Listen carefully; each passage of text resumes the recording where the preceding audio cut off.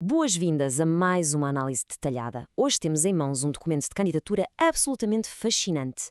Imaginem só a magnitude desta ambição. Pegar numa epopeia literária com meio milénio e reinventá-la ao longo de 3 continentes em exatamente 500 dias. É no mínimo arrojado. E o mais interessante? Faz isto cruzando de forma pioneira inteligência artificial, dança somática e até, acreditem ou não, o comércio justo de chás biológicos. Chama-se Café Ilíada e é um daqueles projetos que nos faz repensar o que é realmente possível na cultura. Então, a grande questão que se levanta logo à partida é esta. Como é que se transforma uma obra com 500 anos num verdadeiro ecossistema sustentável e global? Ou seja, como é que se pega na herança gigantesca de Camões e se cria uma rede colaborativa, ecológica e artística à escala internacional? Bem, vamos lá içar as velas e perceber as estruturas e as bases práticas que conseguem tornar toda esta ideia abstrata numa realidade palpável. E para traçar a nossa rota, começamos pelo ponto 1, a visão lusa-galáctica e como definir o abstrato. Para percebermos a base disto tudo, temos de olhar para 3 pilares muito específicos. Primeiro, a raiz, que é o texto clássico de Camões reconfigurado. Depois, o veículo, que dá vida e encarnação às palavras, ou seja, o corpo e o movimento através de práticas somáticas. E, por fim, o salto para o futuro, que junta a inteligência artificial e a psicologia socioambiental a toda esta equação. É uma autêntica fusão experimental, pensada para criar uma experiência estética que é, bem, completamente fora da caixa.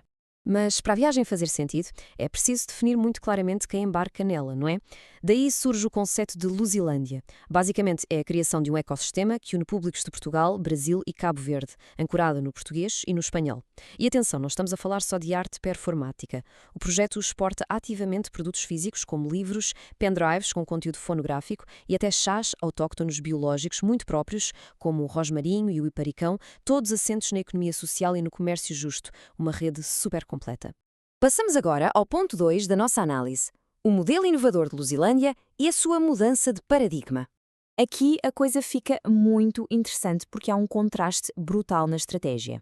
O modelo cultural tradicional, como sabemos, costuma estar refém de subsídios públicos, é super centralizado e o público apenas assiste. Mas este modelo quer virar o jogo, propõe uma abordagem sustentável, completamente descentralizada e off-grid, que exige que as pessoas participem e co-criem. E liga polos muito diferentes, desde espaços mega cosmopolitas até zonas de baixa densidade no Alentejo em Pedrógão. É uma verdadeira lufada de ar fresco. 50 mil euros. É este o número mágico. Este valor representa um contrato de doação condicional vindo de um mecenas privado da iniciativa.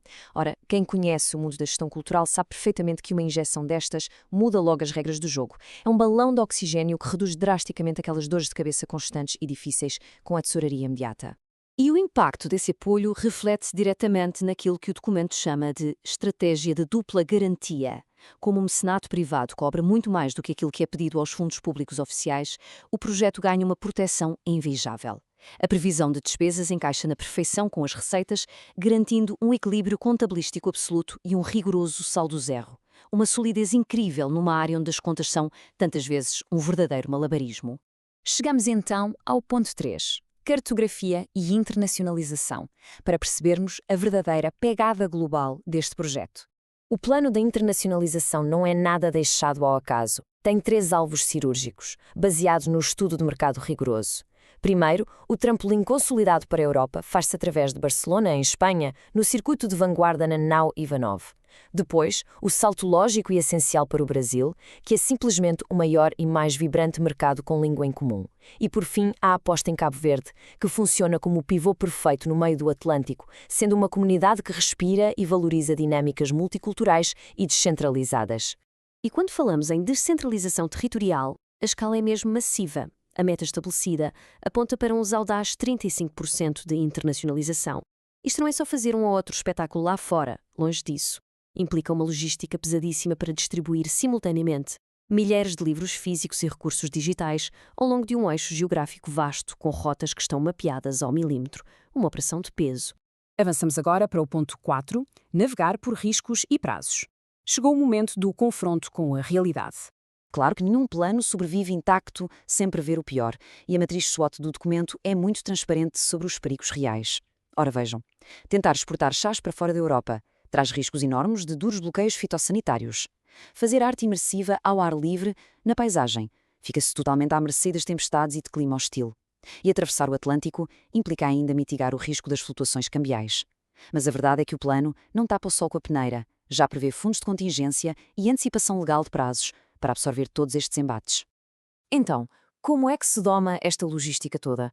O projeto usa o que chamam de astrolábio do tempo, um cronograma contínuo a arrancar em setembro de 2026.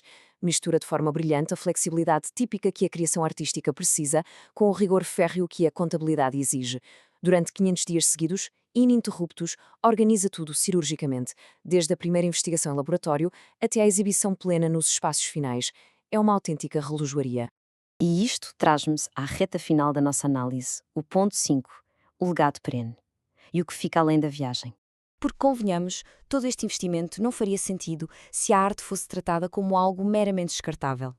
O grande trunfo final é criar uma infraestrutura de raiz, sustentável e física, o espaço Ítaca, que ficará cimentada na Vila de Belver. Mas o legado vai muito para lá do espaço físico. Todo o património criado vai ser imortalizado em edições físicas e num enorme arquivo digital comunitário, garantindo assim que a memória de todo este processo resiste, sem falhas, ao teste do tempo. Para fechar a nossa explicação de hoje, fica uma provocação super interessante para refletirmos. Se uma visão inovadora com esta complexidade consegue juntar um mecenato privado, a coesão intelectual e uma sustentabilidade total longe das grandes cidades, o que é que nos espera? Para lá destes 500 dias milimetricamente planeados, de que forma é que modelos assim vão influenciar e inspirar a gestão cultural nos próximos séculos? Um enigma poderoso para o futuro. Vamos continuar a dissecar as ideias de amanhã, por isso contem connosco na nossa próxima viagem documental.